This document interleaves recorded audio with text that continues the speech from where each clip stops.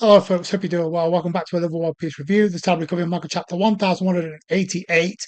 Round 1 clearly goes to Ibu in this case, and I'm not shocked that Oda did it. I'm surprised Oda did it while Luffy was in Gear 5th this soon, but Luffy's character needed this ass kicking. Let's be real, Luffy got his ass handed to him in this chapter, in Gear 5th, so I feel like we've been here before, and I feel like I've seen this before. So, and I'll tell you why this is a good thing for Luffy's character going forward. So, there really isn't much to dive into because Oda decided to focus on round 1 between Luffy and Emu going at it for the first time. Instead of giving it to Sanji unlocking Conqueror's Haki, but looking at the bigger picture here, like I always try to do, I can kind of understand why Oda decided to focus on one, not both. Start off with the colour spread, and Oda was hyping this thing up. I'm going to be honest, it was a pretty decent colour spread with the Straw Hats, obviously Robin and Nami, the highlights as usual. Though I wish we'd have got a close-up of Robin, but they were the highlights of the colour spread. Though if I'm being completely honest, we have seen better from Oda. Speaking of which, we did see the Straw Hats kind of helping out Luffy with Loki, which is cool to see in this chapter. We start off the chapter with Ibu conversing with Joy Boy via Luffy kicking it up to Gear 5th. So this triggers a flashback from back in the day between Emu and Joy Boy. Mu is Emu, who are you? And then we get the famous tagline, "Oh, I am Joy Boy." So they're obviously going by the alias.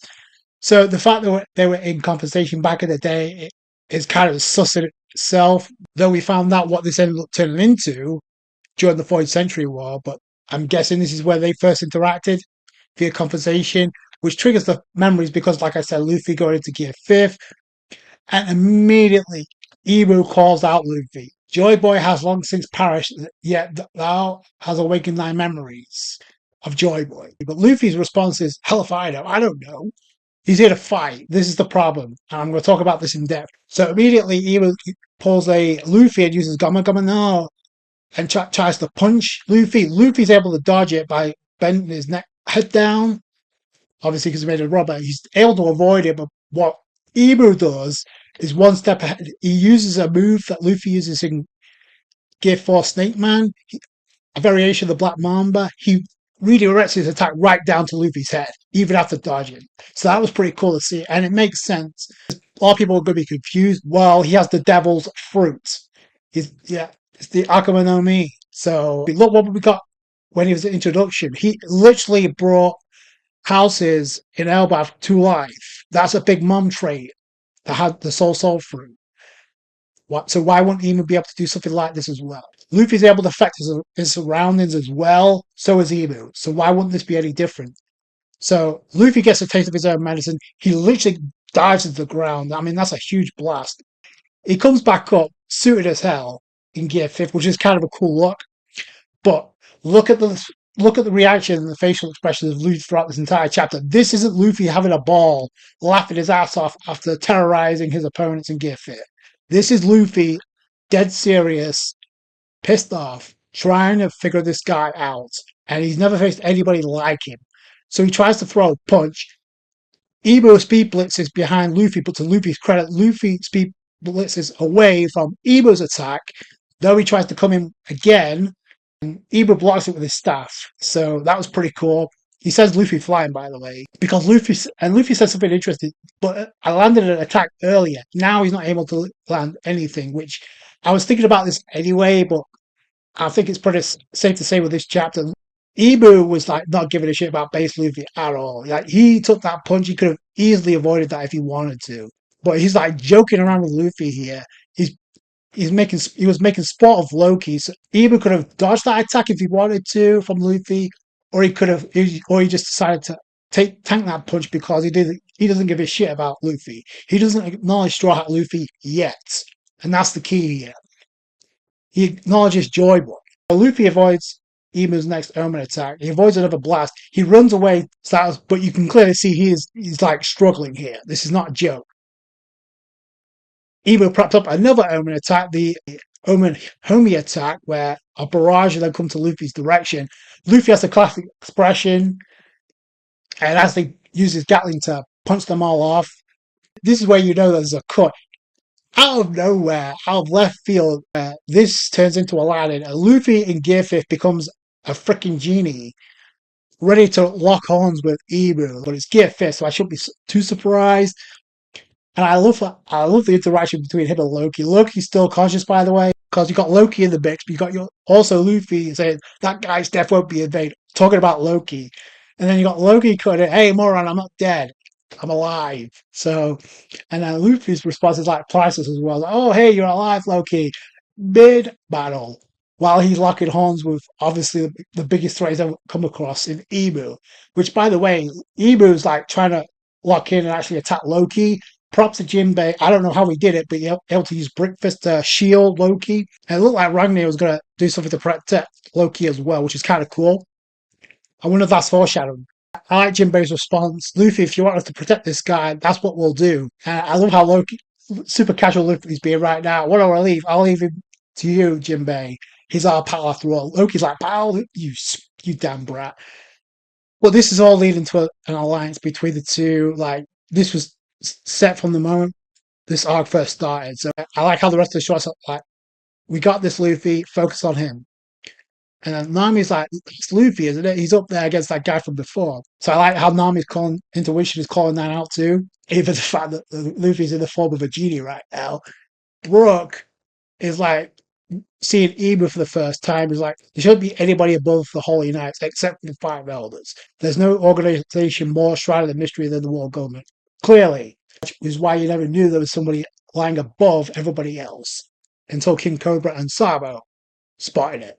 I love how Frankie's telling Brooke, hey, we can pull her out now, talking about Princess Shuri, aka Gunko. Now, and there's a question raised, what to do with someone who's frozen? And I like how there's a callback to when Luffy and Robin got frozen after meeting Aokiji for the first time. And Oda could use that if Gunko doesn't play a role from a combat standpoint. This could be Oda's explanation. Because remember, when Luffy and Robin recuperated, their bodies needed to be restored back to normal because their bodies would have been shut down. Same thing with Gunko. And by the way, if you go back in the anime recently, of what we saw Gunko kicking the shit out of Loki, there is a situation where Gunko did it so much that she actually started becoming exhausted, dealing the damage to Loki. So there are limitations to the Holy Knights. So case in point, this could be Oda's explanation if Gunko doesn't wake up before the end of the arc. So just saying, there's something to keep in mind here. Because I was thinking the same thing. Gunko could recover and actually help out Luffy. Don't think that's going to be the case here. Loki's in no condition to help anybody right now. Then Ibu spots this and says, oh, Gunko, ordaining that your eyes be shattered. And then recognizing the Afro head man, which I got a chuckle out of. The fact he doesn't recognize Brook any other way. Because his perception was Princess Shuri stabbed Brook in the head. So he should be dead. So that's why he's confused. Makes sense. But Luffy, in this form, says, you're wide open, tries to attack Ibu. Ibu blocks it. And I love Ibu calling out Luffy here. Did thou not witness what fate hath befallen giant Loki? Because obviously his beard is coated in omen, so it's obviously attached to Luffy. So Luffy reverts back to normal to avoid the Stigma attack. So I like that. I like those type of moments. He avoided the attack, but boy, it doesn't last long. Because you got the omen again pursuing Luffy. And Luffy he dips. He tries to flee. This is where the battle takes a twist with Ibu stalking Luffy. And this is this is not going to end well. But Ibu swinging his stab like a boss. Then he conjures up a new blade, Bofu. I don't know if he's ever used that. Whatever it is bad business for Luffy. Then they appear on the tree itself. So I don't know if that's telling us something else. I'll get to that in a second. But Luffy, again, trying to avoid the omen attacks, runs into Ibu. There's no avoiding this one. Boom, stab. Luffy gets stabbed by the Bofu. Again, Ibu's dialogue, you are not Joy Boy because you will not be so feeble. Calling out Luffy, he's weak. He's not strong enough to deal with Imu right now. So, and that's how Oda ended the chapter. Like I said, it seemed like Oda could have included 2 plot points in this chapter. Now, like I said earlier, it's crystal clear why Oda decided to focus on round 1 between Luffy and Imu. You can't have both moments in one chapter. Luffy versus Imu round 1 is kind of a big deal. Sanji unlocking Conqueror's Haki for the first time is a big deal, so you can't overshadow both moments by having them in the same chapter, so I get it. I would prefer to see Sanji's Conqueror's Haki unlocked for the first time. That's just me. All that Oda's like focuses on this is crystal clear what I said in the previous chapter. I think Sanji's already saved the kids with his attack. We're just going to get, once we do return to Sanji, that's when we'll get to see how we did it. Because you're not going to have Sanji just light a cigarette, big, cool as a cucumber, while this chaos is going on by this rain god that's snatching up the kids, unless they've already been saved. There's nobody else that's around there that can help out, unless Ripley did something, which I don't see. Which props to her, she did. But like I said, I feel like it was Sanji's doing. We're just going to get to see how he did it by him unlocking Conqueror's Haki, and we get seeing it. Luffy versus Ibu round one is just as big of a deal, and really, Luffy got his ass handed to him. Let's be real. Like for the most part, Luffy was like on the back front. Like he had some moments, but this was not even close. Like we got a call back to Crocodile in Alabasta. Remember that? And I wonder if that's done by design because the word has it, according to some members on the crew. I think even Lyra Above, who plays Nico Robin, mentioned this, that production for season 3 has been completed. So I wouldn't be surprised if Oda used that scene that we're going to get in the live action as pretty much an Easter egg. Obviously, Luffy's been stabbed. We know he's not dying. So obviously, well, what I said at the beginning with Ibu conversing with Joy Boy and Ibu not acknowledging Luffy, instead he acknowledged Joy Boy. Everything that Ibu's done up until this point, he's been calling out for Joy Boy. He called out Joy Boy Kid Buu style a couple of chapters ago. But here's the thing, the Conqueror's Haki that was unleashed via Ibu and Egghead Island is way beyond whatever Luffy's packing right now. Luffy's confused about this whole Joy Boy situation. In my mind, it's not about him being creative with his devil fruit because Ibu has the same creativity. Like I said, Joy Boy and Imu go yin and yang. I said this when it looked like we were going to get the team up between Luffy and Loki against Gunko. Only now you got Imu in the place of Gunko. But I said it back then. You shouldn't underestimate Gunko because A, she's under the influence of Imu, and B, we don't know Imu's abilities fully. And we still don't know what he's fully capable of. Like, this is to what we saw when Oda first revealed Imu's body. And I talked about this in the last review. Imu's body was sort of weakened. He was like coughing up blood. So he's obviously not 100%, but yet he was still able to school Loki in the previous chapter and now give fifth Luffy in this chapter. So whatever Ibu's packing right now isn't a joke. It's the biggest threat Luffy's ever faced, and something needs to change. With him not noticing about Joy Boy and not acknowledging that, it kind of goes against Luffy here because he's using the power of Joy Boy, but not to his fullest capabilities. To me, I don't know about anybody else.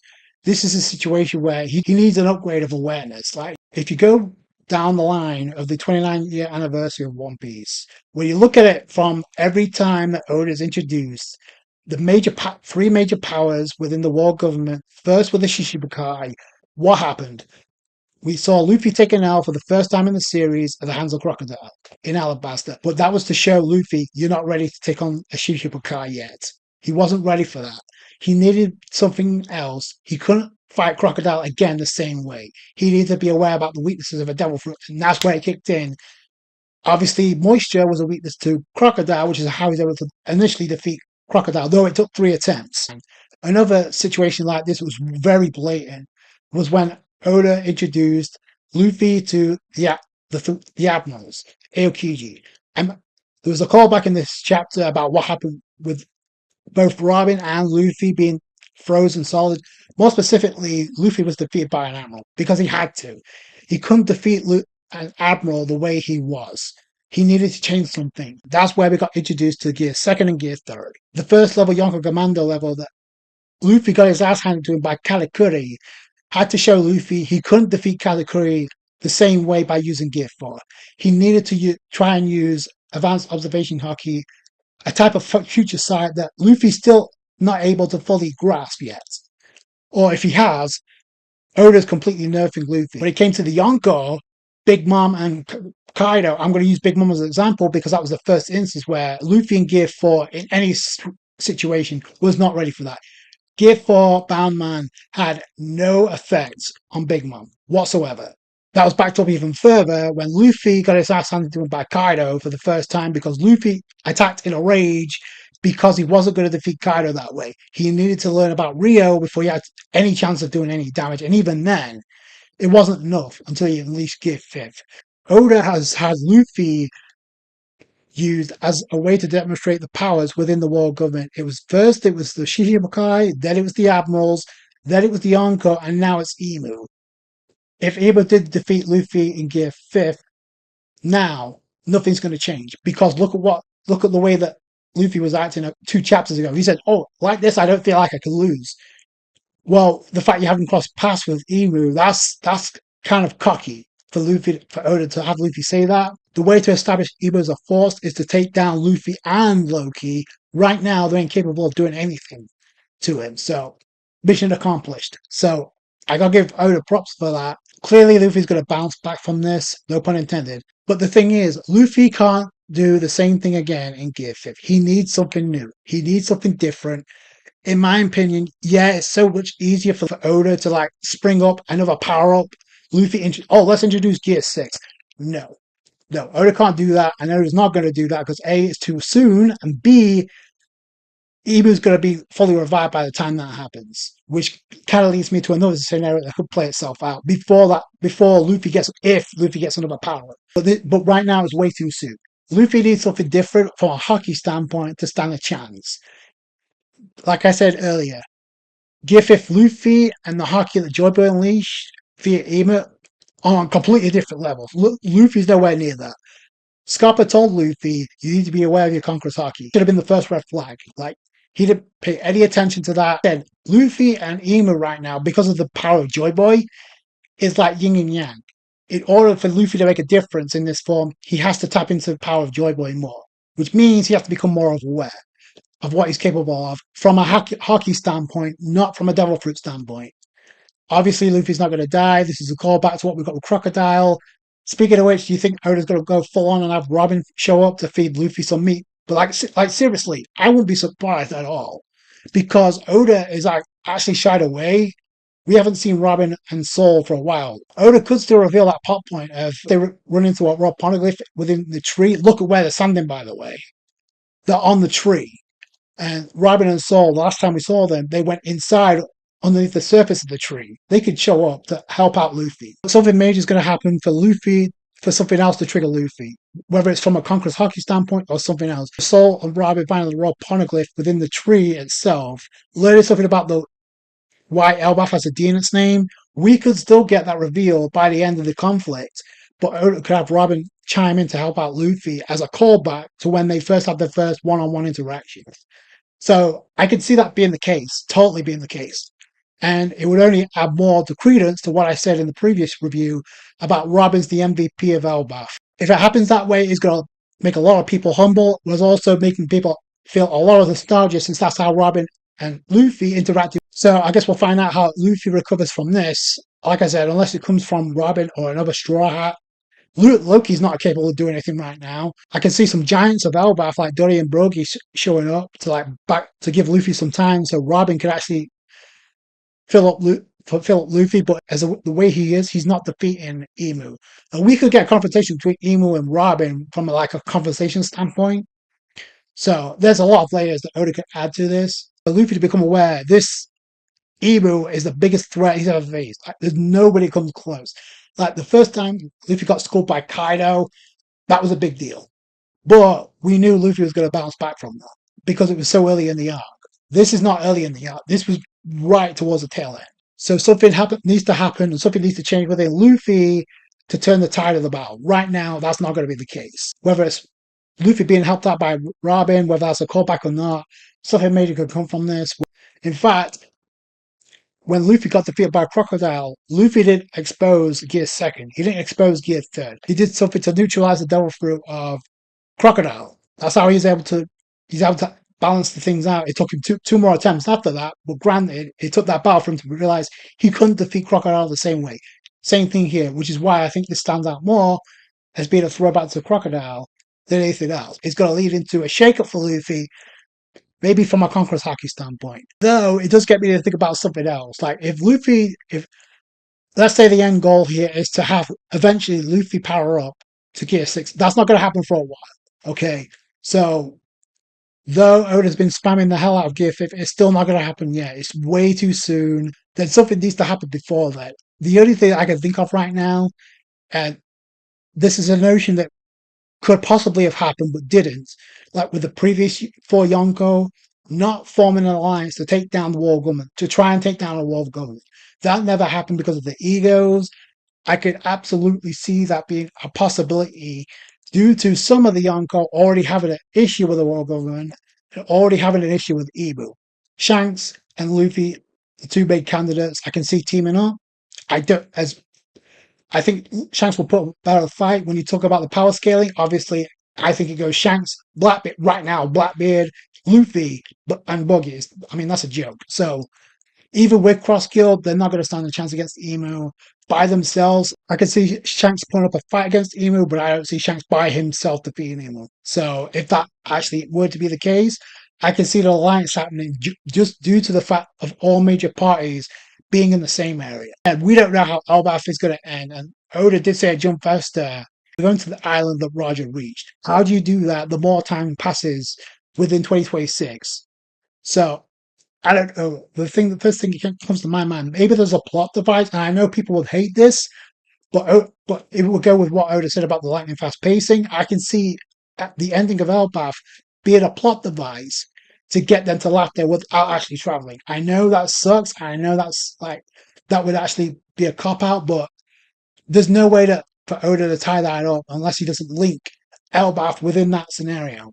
Let me know what you guys think down below. What do you think about that? A possibility of an alliance between the 4 Yonko coming together to try and take down Inu or the world government, because you still got the Gorosei. Luffy wasn't strong enough to deal with that. He's definitely not strong enough to deal with Emu right now. So something needs to change. Hopefully we get to find out what that is in Elbaph, but even then, will that be enough? Right now, no. But I definitely want to see what happens with Robin now. I'll tell you that right now. That could be a crucial point in more ways than one. That's going to do it today. If you guys enjoyed this video, you guys not do hit that thumbs up. I appreciate that. I appreciate you guys' support when it comes to these One Piece videos. Take it easy, guys. Bye.